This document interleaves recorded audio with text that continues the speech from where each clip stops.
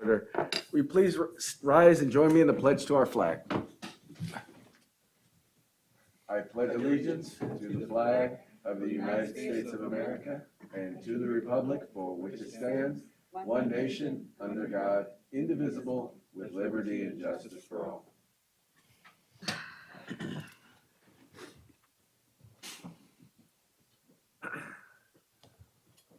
Okay, let's see here.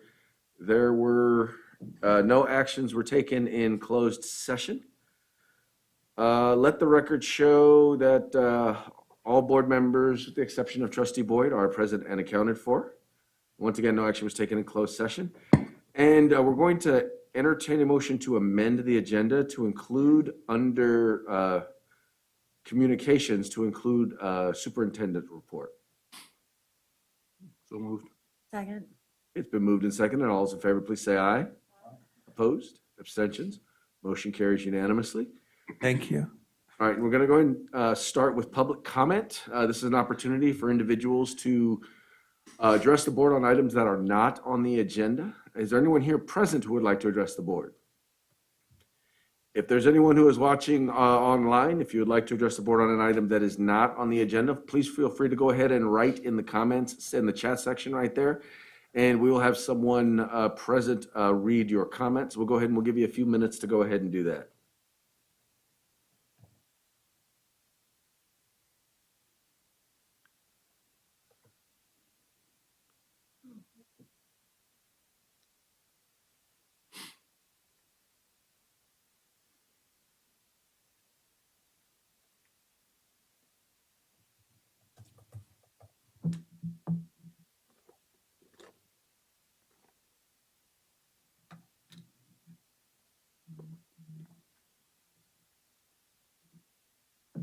Okay, not seeing any comments in the comment section, so we're going to go ahead and move forward to superintendent's report. Thank you, and I will make it relatively quick. I did want to bring up the topic of the letter that our board president received from the grand jury regarding a recommendation that the Robla School District consider mandating vaccines ahead of any state requirement to do so. As I have shared with the board, we have been discussing this at the county level, all 13 superintendents, because all 13 board presidents received this letter, and we felt it was important to consider acting all together. And so a draft response has been created by the county that I forwarded to the board this week, and I'm just looking for direction tonight as to whether or not our board is supportive of that response. And just for the community's information, really what that response says is that we are comfortable following state guidelines and that we feel that what we are currently doing, and the letter outlines much of our current practices with mask wearing and testing and making vaccines available to employees and now to students, that we feel that our schools are safe currently under the state guidelines, and we feel no need to go further than that. So I'm just looking for some direction from the board as to whether or not we support that response so that I can let the county know how the Robla board feels. Yes, we do. I would say that the letter, from what I've seen here, appropriately addresses everything that we're doing to keep our staff and our students safe. The fact that we're following the law, and I especially like the stay in your lane, go jump in a lake sort of professional paragraph at the end. So I think we all support it. So those words are never used. They are never used, but I like the sentiment. Okay. I know you were looking for a response from all of us, but Trustee Dillis worded it perfectly, so I'll go with that. Wonderful. Thank you. Okay, I have my direction and I will move forward with that. Moving on then, vaccines for 5 to 11-year-olds. We are in the midst of an information campaign, making sure that our families have information. We sent out yesterday an email to families with information about the vaccine, as well as links to signing up for getting a vaccine for their 5 to 11-year-old. In the next week, there will be a clinic in Twin Rivers and 2 in Natomas. And I'm very happy to report that we have secured a clinic here in Robla at Taylor Street School on December 4th with the California Department of Public Health. And we are working on the details of that. Shari's been in conversations with staff from CDPH.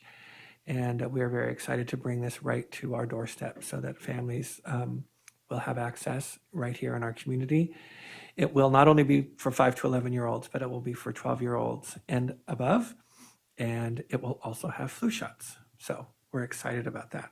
Will people be able to get their booster shots there? My understanding is yes. Any and all kinds of shots are happening on that day. We may want, let's not, we may want to be careful talking about any kind of shot. That's true. COVID related. I just wanted to thank the board publicly for their work during our effectiveness government workshop that was held last weekend on Friday and Saturday. So first of all, thank you for giving of your Friday night and your Saturday morning. And our trainer from CSBA spent 6 hours with the board and myself, really re-examining our processes and our protocols. And I just want to thank the board for their dedication and their time. I feel like it was a very productive use of our time. And of course, we will be bringing some documentation from that for adoption to the board once that is ready, when we've heard from our trainer. And that's my report. Excellent, thank you so much. Okay, now we'll move on to presentations and information. And the item we have here is PBIS Bullying Prevention Report.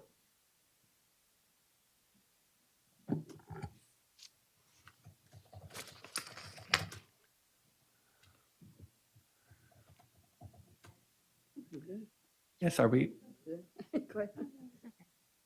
There we go.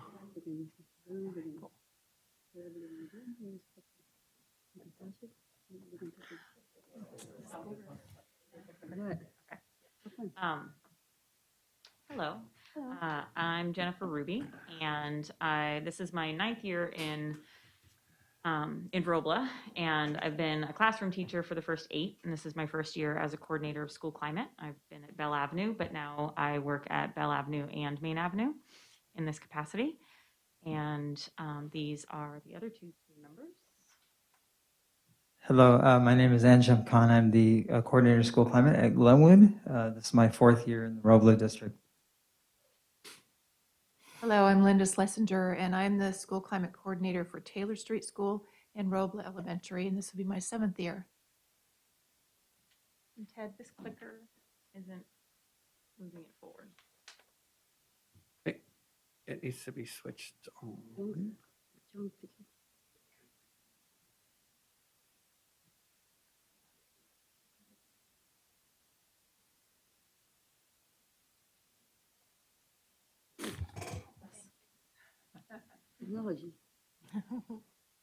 So we organized our presentation tonight around the main things that we spend our time on. So the first thing that we do, first and foremost, is connect with students and teachers.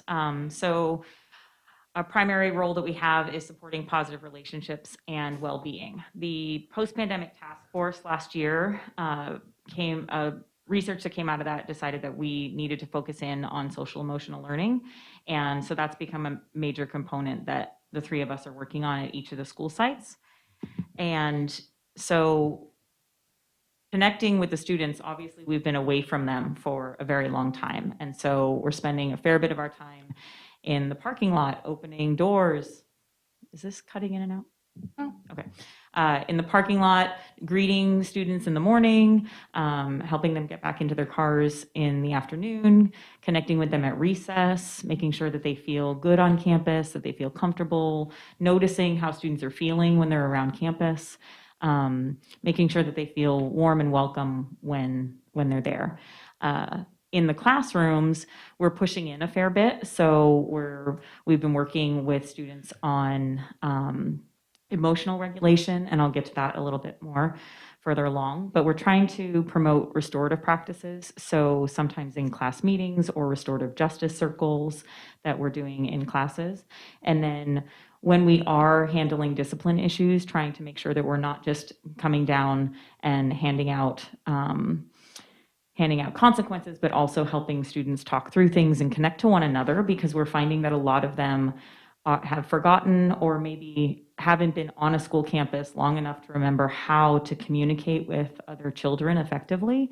And so we're trying to work through some of that in a restorative way.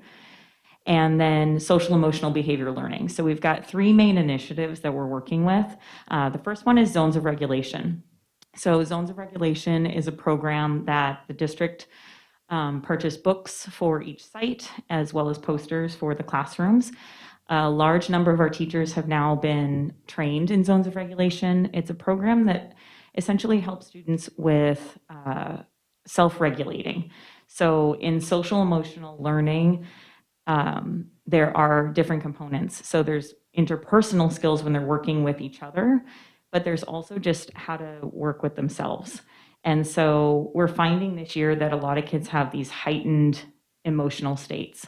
And so the Zones of Regulation really helps them try to come back to a state where they're ready to learn, essentially. So if we all know that when we're anxious or nervous or angry, it's harder to focus. And so part of our role is to work with teachers and students to help figure out how to come back to a state where they're open to learning. And so Zones of Regulation helps with that. Second Step is another program that we've used for years in Robla. And we're happy to be rolling out a new digital platform.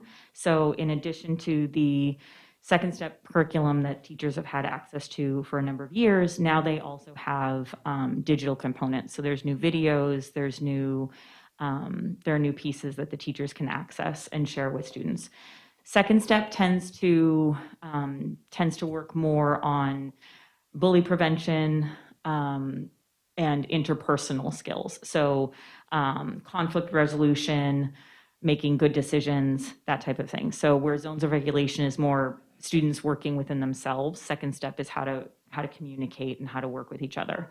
And then the last thing is Sammy Circuit. So Sammy Circuit is, Sammy Cater is a man that we've had a contract with for a number of years here in Robla, but it used to be more focused on physical wellness. And then during the pandemic, he shifted, and he's always had this really positive presence. He used to do family nights and come out and do exercise and assemblies with the kids. And during the pandemic, he shifted, and so now his work is more centered on emotional health and well-being. And he still has that really positive, wonderful presence with the kids. But now what he's doing is he's trying to empower students. He has this circuit of powers that he reminds kids that they have inside them: positive self-talk, striving to be the best that they can be, being their best self. And so all of those things sort of come together to sort of promote that social, emotional, behavioral wellness in our students. And so what the 3 of us are doing is supporting all of that work in the classrooms. We're doing training, we're supporting teachers with prepping materials if they need them for those things, pushing into classrooms to do lessons with students. And then also at some of the sites, we've been training yard duty supervisors and IAs and other support staff around campus so that we can be using common language with the kids when we're encountering them outside of the classroom as well.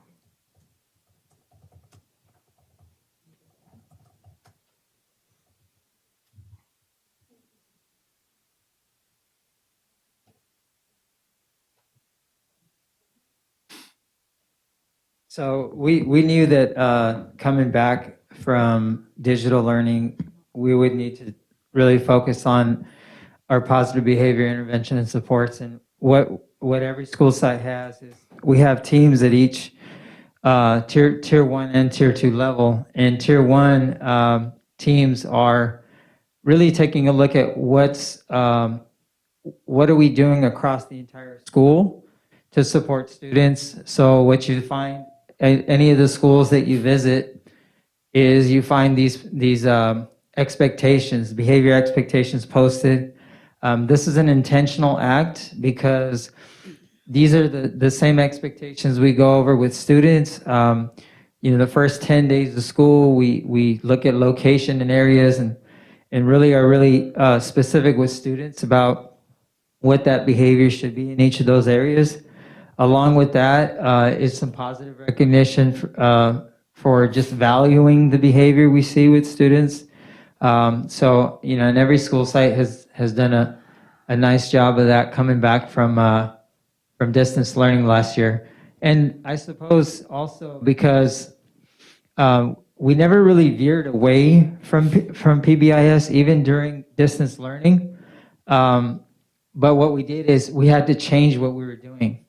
So, so when we were coming back from distance learning, we had to kind of get back to who we were before the pandemic. So, so embedded in daily teaching, just to Jenna's point with the SEL and some of the bully prevention stuff we're doing, the social emotional lessons that come with the second steps are something that we do with students, and we'll continue to do that through the year. The behavior expectations about students respecting each other, respecting their teachers, that's a daily lesson that we have to sometimes go over with kids, but teachers are doing that on a consistent basis with students. And the self-regulation piece with managing emotions, teaching kids how to regulate, teaching kids how to get back to those zones of learning is something that we've slid into this year as well. And then, of course, at a more district-wide focus, we have Tier 2, which is more for specific students who might need extra support that don't fall into that 80% Tier 1 level. And then those are things that we've restarted as we came back from pandemic learning, as we call it. So right now, currently,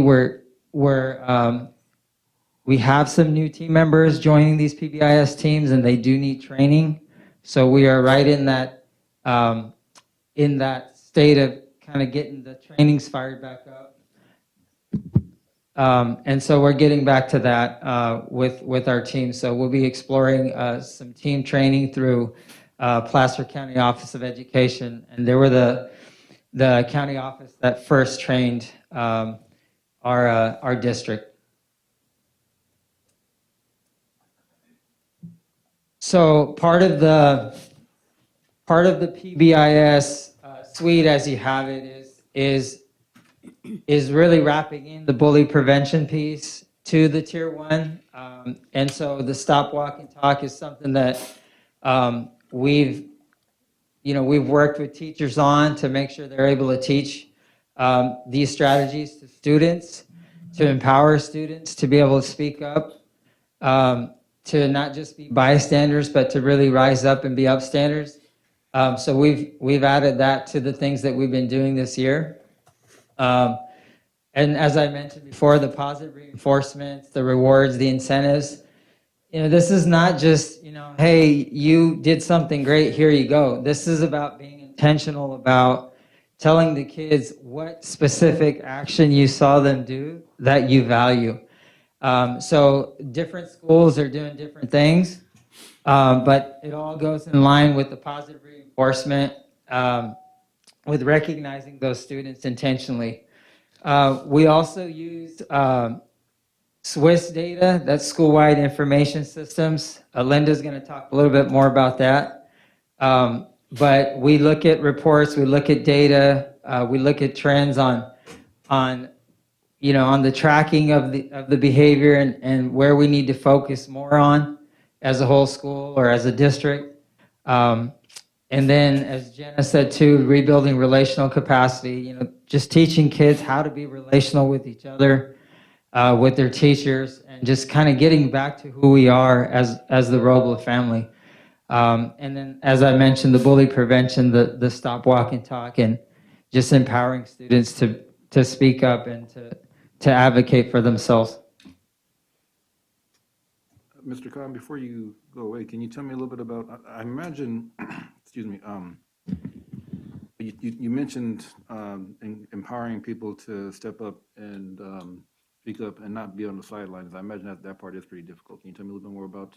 Yeah, so, what we find and what we found, especially after kids have come back, is there's a lot of going to an adult first. There's a lot of, oh, this kid's bothering me, and can you do something about it?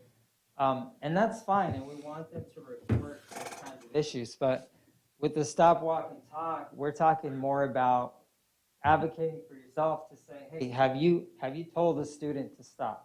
Have you been assertive? And you teach them how to be assertive. You do role playing. You're able to really break it down for them. And I've seen kids as young as kindergarten and first grade be able to do that if you practice with them and if you model it. And so that's what we're talking about with the stop, walk, and talk. And then if the stop doesn't work, you walk away from the issue, right? And then if the student still doesn't stop or they follow you, then that's when you need to go and talk to an adult, and the adult helps you solve those problems. So it's easy enough to remember for kids. It's easy enough for adults to be able to practice that with kids and be able to empower kids to do those things. But it's a process, right? And it doesn't happen overnight. But we found that we really do need to be intentional about doing that, especially coming back from being away from school so long, that there are going to be situations where kids, aren't getting along, and we're really realistic about that. But it's about working through that and being able to identify the things going on and be able to move forward together. And that's the restorative piece too. If necessary, those restorative practices that we're able to do to identify the harm, to rectify the harm, and to restore the relationship with students. So hopefully that answers your Yeah, it does, because that's the part when you talked about not just talking to them, but doing the role play, helping them figure out how to do that. That's the important part for me, because I'm an adult, and I still have sometimes difficulties stepping in certain situations. I'm always, kind of thinking, should I step in? And of course I want to, but then it's what's going to happen if I step in. Yeah. And so if I'm having problems as an adult, I know that kids can have a problem. So that's the part that I was I was addressing, and thank you very much for talking about that. If I could just add to that too, we start by teaching kids about boundaries. And what you're talking about, it's children and adult, and it's a skill that we need to learn for the rest of our lives. So we'll go in the classroom and have them put their hands out in front of them and talk about this personal space, and that we should expect respect. And so the kids realize that bullying is not just about teaching that other person to respect their space, but for us to respect ourselves and expect respectful behavior. So we start there. And then once they have that idea that this is their bubble of protection, we practice a student coming up and wanting to either move into physically that space, or even with words, teaching them that if somebody comes in to say words that are hurtful, you can say stop and turn around and walk away. So that's kind of how we start. Hmm. Thank you. So monitoring. Monitoring is a really important part of PBIS. Monitoring the progress of the systems, procedures, supports, and interventions that we put in place is how we make sure that we're doing what we said we're going to do, we're following best practices, and students are improving both individually and school-wide, socially, emotionally, behaviorally, and academically.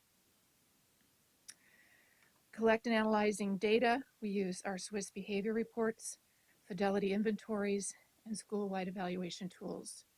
We use information about how students are behaving at any given time in various locations to solve problems with our PBIS teams. We also use what's called a SET, school-wide evaluation tool.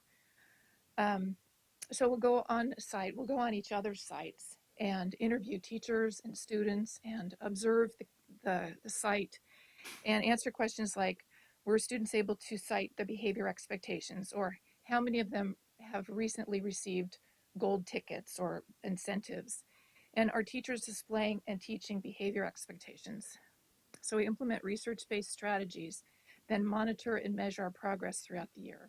You might remember, I think it was a couple years ago, that we talked about the California PBIS Coalition. It's a statewide agency that based on the data and the tiered fidelity inventories, we submit this data to this agency, and our schools have earned seals. There's platinum, gold, silver, and bronze. And so we use this data toward the end of the school year, and we apply it for those recognitions for our schools. And the CSCs meet monthly with the PBIS Coaches Network, and that's through the Placer County Office of Education. And there we establish our goals and monitor our own progress as PBIS coaches with the support of the PBIS experts. And then we also meet with social workers monthly to plan and measure progress on our school attendance interventions. And then as we can, not always monthly, but the CSCs try to get together for PLCs as well.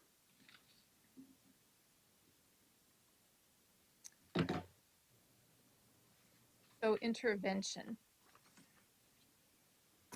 Data collection, analysis, and problem solving enables our teams and schools to make informed and targeted decisions about which interventions we match with which students.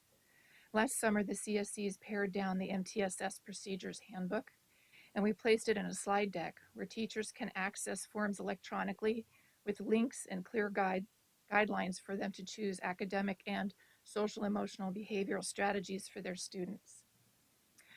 Our MTSS Tier 2 team is a multidisciplinary team, and it meets twice a month. This team includes intervention teachers, social workers, speech and language pathologists, RSP teachers, and any other professional who supports students at the Tier 2 level. Both PBIS Tier 1 and the MTSS Tier 2 teams are guided by the tiered fidelity inventory that we use to create action plans. So the MTSS teams plan interventions for the whole child, which is why we have a multidisciplinary team. So we look at their academic, social, emotional, and behavioral needs. Some of the supports and interventions include restorative practices, small groups for friendship, grief, and emotional regulation, and then a common Tier 2 intervention that we implement if the student does well with communicating with adults, if they like the adult relationships. We assign an adult who coaches a student daily to meet their behavioral goals. And then these sheets are input into our school-wide information system, and we can also track data on the progress of those students.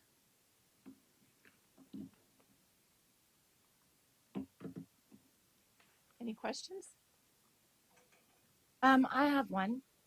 So you've laid out everything that you do. It sounds like you're putting in a lot of effort and everything. How are the students responding to it? Yeah, I wish I had reports here for you tonight. And that's the school-wide information system that I'm talking about. And so on a monthly basis, we take a look at the reports to see how the behaviors are improving.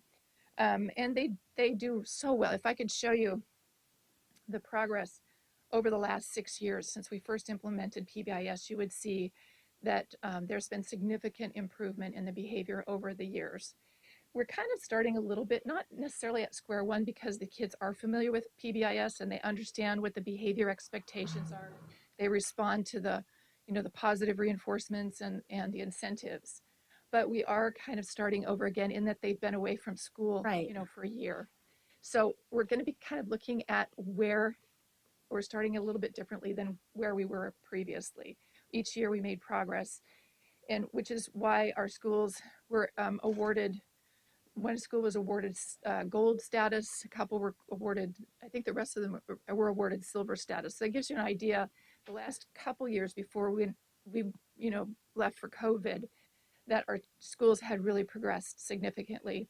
So it's research-based, it's evidence-based. We found at all of our schools that our children's behavior has significantly improved over the years. Okay, good. Thank you. That's all I wanted to know. Any other questions or comments? Okay, thank you so very much. Thank you.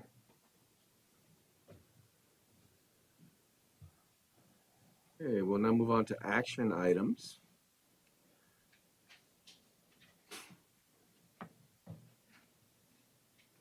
Okay, item A, approve the employment of Elliot Lopez as Chief Technology Officer, Chief of Technology, effective November 1st, 2021.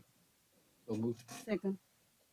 It is my pleasure to introduce Mr. Lopez to the board tonight, who's working.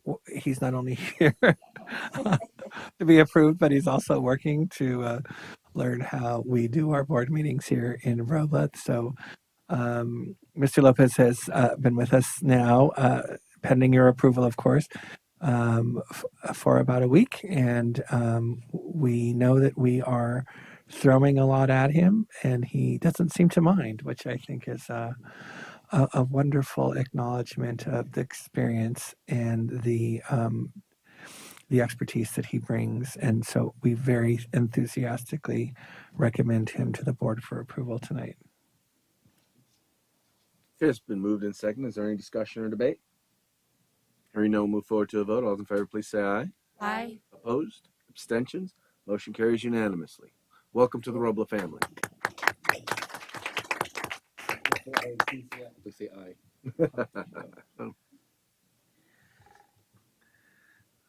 Okay, item B, adopt resolution adopting a conflict of interest code. Moved. Second. Been moved and seconded. Any discussion? Unless there's any questions. Hearing none, we'll move forward to a vote. All those in favor, please say aye. Aye. Opposed? Abstentions? Motion carries unanimously. Item C, approve contract with EPF for Teaching LLC, formerly Pritchard Pitta Consultants.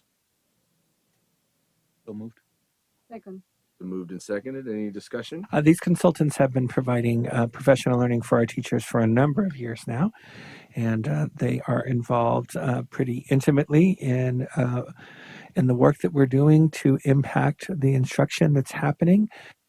Currently, it's really taking shape around our professional learning communities, and so we continue to gain from the expertise of these trainers who have been working with us for quite some time. Any additional discussion or debate? Hearing none, we'll move forward to a vote. All those in favor, please say aye. Aye. Opposed? Abstentions? Motion carries unanimously. Item D, approve MOU with Sacramento County Office of Education for continuation of the bullying prevention program. So moved. Second. Second. Been moved in second. Is there any discussion or debate? Hearing none, we'll move forward to a vote. All those in favor, please say aye. Aye. Opposed? Abstentions? Motion carries unanimously. Item E, approval of the roof contract with Rua and Son for replacing the roof for Robla School District preschool office and classrooms 1 through 5. So moved. Second. Moved and seconded. Anything you want to share on this one? Let's just keep Miss Earhart and her children dry as best we can. Okay, folks, this one's for the children. Was there No indoor pools? Oh, sorry. I'm sorry, Mr. Barnes? just maybe I missed it, but was there damage or something? No, it's just it needs the work. It's time overdue, actually. Okay, any additional discussion or debate? Hearing no, move forward to a vote. All those in favor, please say aye. Aye. Opposed? Abstentions? Motion carries unanimously. Item F, approval of roof contract with MCM Roofing Company, Inc. for the replacement for replacing the roof for Robla Elementary School multipurpose kitchen room. So moved. Second. Been moved and second. Is there any discussion or debate? The same thing. It's overdue. Yeah, absolutely. So as the board is well aware, we're doing fabulous things here at Robla, but we are not, other than some, well, they're not minor, more than minor improvements to the building. The multipurpose room itself just needs a new roof. So we just need to make sure we obviously want the entire school to be in a really good shape. That's good. Any further discussion? Debate? Hearing none, we'll move forward to a vote. All those in favor, please say aye. Aye. Opposed? Abstentions? Motion carries unanimously. Item G, approve the contract for Chef Brenda Ruiz for $10,000 for 200 hours to provide professional development to nutrition services staff and recommendations to the district. So moved. Second. Moved and seconded. Any discussion? I would just say that, as we've mentioned to the board previously, we are working with both our nutrition director as well as our wellness coordinator to really look at how we're feeding students in the district.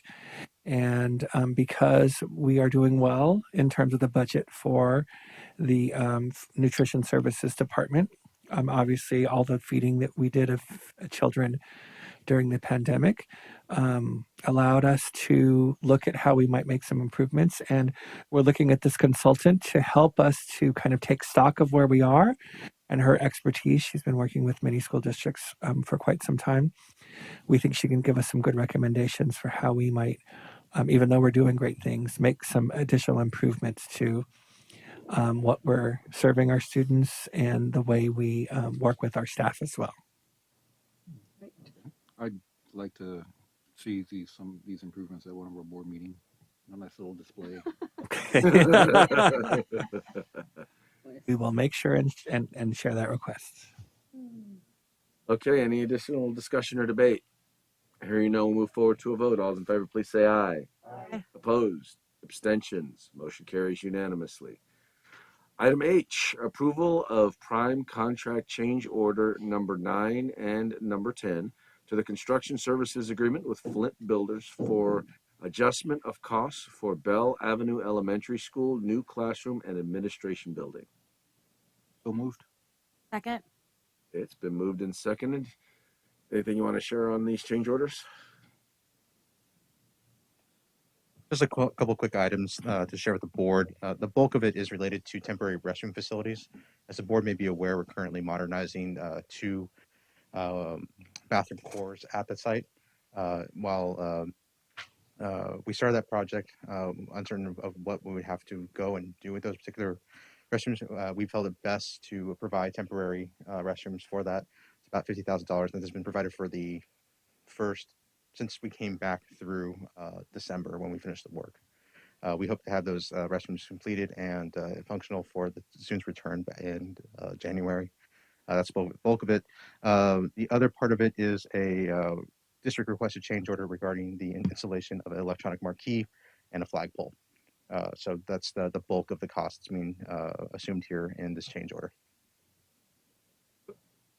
Any discussion or debate? Hearing none, move forward to a vote. All those in favor, please say aye. Aye. Opposed? Abstentions? Motion carries unanimously. Item I, approval of prime contract change order number 5 to the construction services agreement with Clark Sullivan Construction for adjustment of cost for the Robla Elementary School new classroom building and school modernization. So moved. Second. It's been moved and seconded. So there are 3 items here that I want to bring the board's attention to. The first is about $93,000 for the lumber cost escalation. Some time ago, we had a discussion about when we would see some inflation in the overall building costs, and so this is really the first major, and we believe the bulk of any costs associated with the inflationary environment we're in today.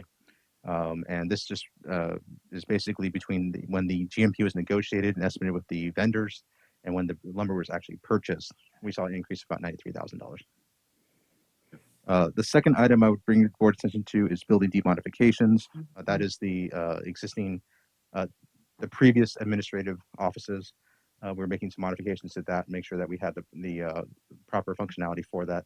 There were some unforeseen conditions, some mitigation that also had to occur over there as well, in tune about $50,000. And then the last one, which I think is important for the board to see as well, is there is a insurance premium of about $48,000 that's being passed along to the district.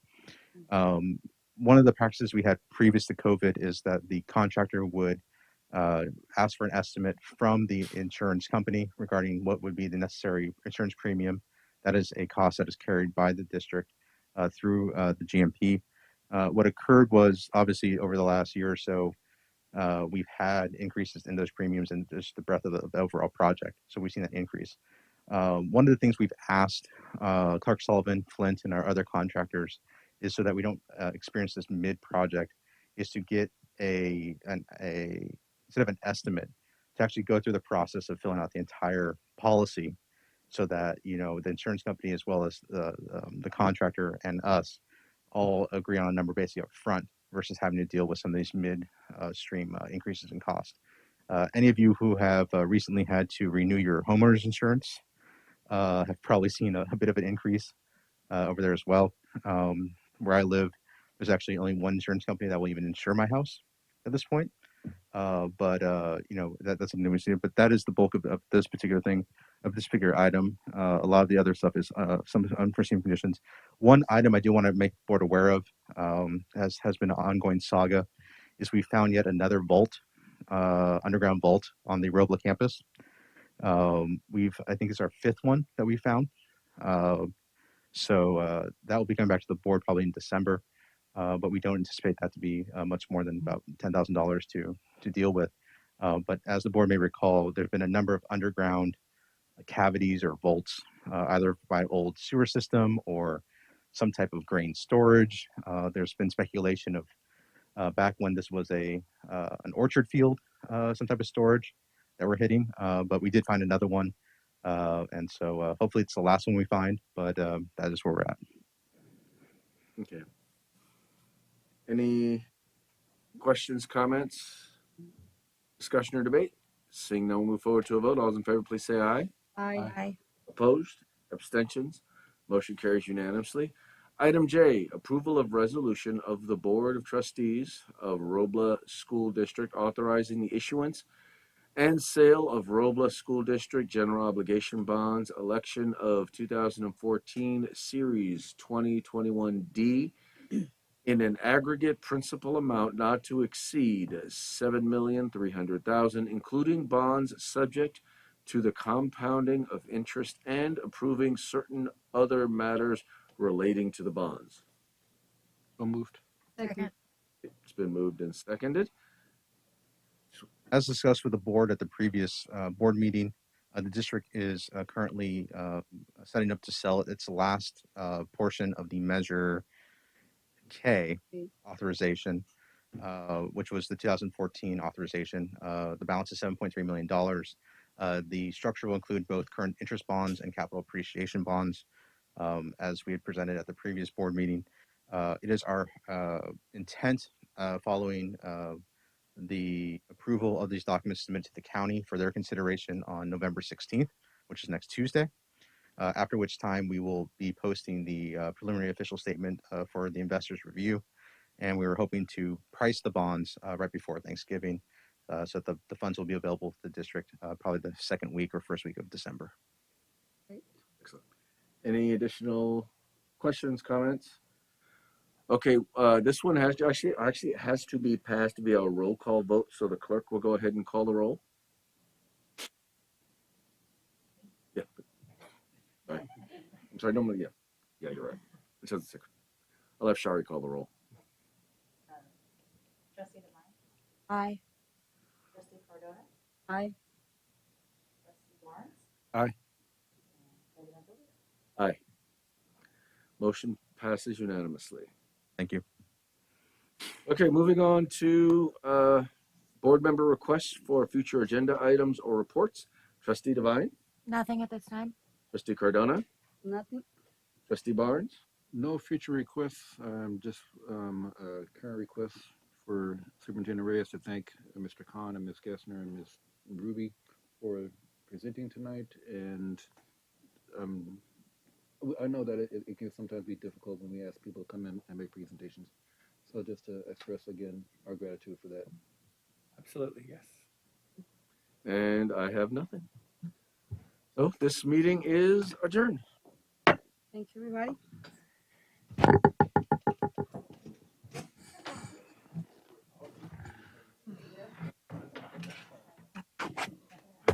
You get my text?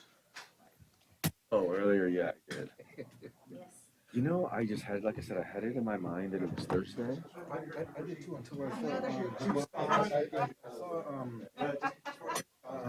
Shari's email, and when I went to read it, I was like, oh, this is Wednesday. No, this